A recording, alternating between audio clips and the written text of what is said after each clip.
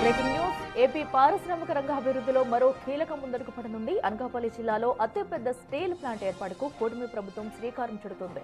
1,35,964 కోట్ల పెట్టుబడితో నిర్మించనున్న స్టీల్ ప్లాంట్కు రేపు సీఎం చంద్రబాబు శంకుస్థాపన చేయనున్నారు. నక్కపల్లిలోని రాజయ్యపేటలో ఆర్సిల్లర్ మిట్టల్ నిప్పాన్ స్టీల్ ఆధ్వర్యంలో స్టీల్ ప్లాంట్ ఏర్పాటు చేసేందుకు కూటమి ప్రభుత్వం నడుం బిగించింది.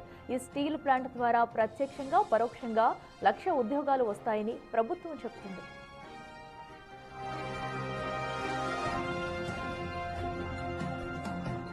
ఏడాదికి 17.8 మిలియన్ మెట్రిక్ టన్నుల స్టీల్ ఉత్పత్తి చేయడమే లక్ష్యంగా స్టీల్ ప్లాంట్ నిర్మాణం కాబోతుంది. నక్కపల్లిలో నిర్మించబోతున్న గ్రీన్ ఫీల్డ్ ఇంటిగ్రేటెడ్ స్టీల్ ప్లాంట్కు 5,465 ఎకరాలను ప్రభుత్వం కేటాయించింది. అతిపెద్ద ఆర్సిల్లర్ మిట్టల్ నిప్పాన్ స్టీల్ ఫ్యాక్టరీని 2 దశల్లో నిర్మించనున్నారు. మొదటి దశలో 7.3 మిలియన్ మెట్రిక్ టన్నుల స్టీల్ ఉత్పత్తి చేసేలా, రెండో దశలో 10.5 మిలియన్ మెట్రిక్ టన్నుల స్టీల్ ఉత్పత్తి చేసే విధంగా స్టీల్ ప్లాంట్ను నిర్మించనున్నారు. అలాగే 316 ఎకరాల్లో 50 మిలియన్ మెట్రిక్ టన్నుల సామర్థ్యంతో క్యాప్టెన్ పోర్టును ఏఎంఎన్ఎస్ కంపెనీ నిర్మించనుంది. 11,198 కోట్ల పెట్టుబడితో క్యాప్టివ్ పోర్టును ఏర్పాటు చేయనున్నారు. ఇక ఈ పోర్టు ద్వారా 6,000 మందికి ఉద్యోగ అవకాశాలు రానున్నాయి. అయితే అతిపెద్ద స్టీల్ ప్లాంట్, క్యాప్టివ్ పోర్టుల నిర్మాణంతో అనకాపల్లి జిల్లా రూపురేఖలు మారబోతున్నాయి. ఇక మరింత సమాచారం మా ప్రతినిధి రాజు లైవ్లో అందిస్తారు.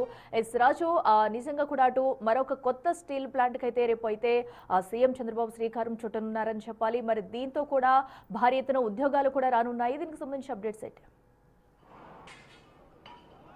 అనకాపల్లి జిల్లాలో ఒకేసారి 1,35,000 కోట్ల రూపాయలతో స్టీల్ ప్లాంట్ నిర్మాణం అంటే అసలు ఈ ప్రాంత వాసులు కూడా బహుశా ఊహించి ఉండకపోవచ్చు. ఎందుకంటే జిల్లా రూపురేఖలే కాదు, ఇక్కడ ప్రజల జీవన ప్రమాణాలు, పరిస్థితులు కూడా మారిపోయే అవకాశం అయితే కనిపిస్తుంది. ప్రస్తుతం మనము రాజయ్యపేట సమీపంలో సీఎం చంద్రబాబు శంకుస్థాపన చేయనున్నటువంటి సభా ప్రాంగణము ప్రాంతంకి అత్యంత సమీపంలో ఉన్నటువంటిది అయితే మనమైతే చూడవచ్చు. ఇక్కడే ఈ కొండల నడుమ ఉన్నటువంటి ఈ ప్లేస్లో ప్రస్తుతం అయితే సభకు సంబంధించినటువంటి ఏర్పాట్లను ప్రస్తుతం అధికార యంత్రాంగం అయితే చేస్తున్నటువంటి పరిస్థితి అయితే కనిపిస్తుంది. ముఖ్యంగా చూస్తే అటు Arcelor Mittal, Nippon Steels India భాగస్వామ్యంలో దాదాపుగా 1,35,000 కోట్ల 964 కోట్లతో ఈ స్టీల్ ప్లాంట్ నిర్మాణానికి మొత్తం అనుమతులు అయితే వచ్చినటువంటి పరిస్థితి అయితే ఉంది. 2 దశల్లో ఈ ఫ్యాక్టరీ నిర్మాణం అయితే చేపడతారు. మొదటి దశలో దాదాపుగా 7.3 మిలియన్ మెట్రిక్ టన్నులకు సంబంధించినటువంటి స్టీల్ను ఉత్పత్తి చేసే విధంగా మొదటి దశ అయితే ఉంటుంది. 2 దశలు పూర్తయ్యే సమయానికి దాదాపుగా 17.8 మిలియన్ మెట్రిక్ టన్నుల స్టీల్ ఉత్పత్తికి సంబంధించి పూర్తిగా సామర్థ్యం ఉన్నటువంటిది అయితే ఉంది. 1,00,000 ఉద్యోగాలే లక్ష్యంగా ఇది స్టీల్ ప్లాంట్ నిర్మాణానికి సంబంధించి మొత్తం దీని నిర్మాణం అయితే చేపడుతున్నటువంటి పరిస్థితి అయితే ఉంది.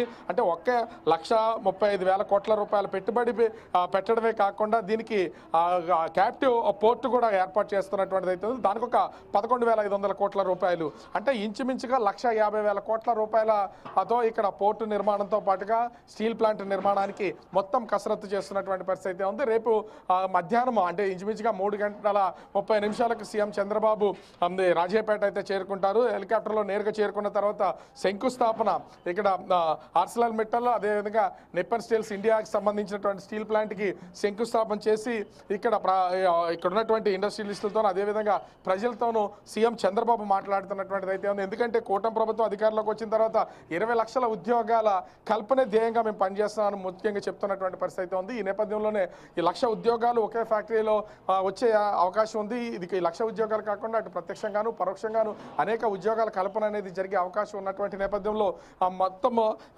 కూటమి ప్రభుత్వం అధికారంలోకి వచ్చిన తర్వాత మేము ఏ విధంగా పారిశ్రామిక అభివృద్ధితో పాటుగా నిరుద్యోగులకు ఉద్యోగ కల్పన ఎలా చేయబోతున్నాం అనేది చెప్పే అవకాశం అయితే కనిపిస్తుంది. అటు ఇప్పటికే అంటే ఈరోజు సాయంత్రానికి మంత్రి నారా లోకేష్ విశాఖ చేరుకుంటారు. రేపు ఉదయం విశాఖ నుంచి నేరుగా ఈ ప్రాంతానికి సభా ప్రాంగణానికి చేరుకునే అవకాశం అయితే కనిపిస్తుంది. హోంమంత్రి వంగల్పూడి అనిత సొంత నియోజకవర్గం కావడం, నియోజకవర్గంలో ఈ స్టీల్ ప్లాంట్ నిర్మాణం జరుగుతున్నటువంటి నేపథ్యంలో అన్నింటినీ దగ్గరుండి మొత్తం అంతా కూడా ఏర్పాట్లన్నీ చేస్తున్నటువంటి పరిస్థితి ఉంది.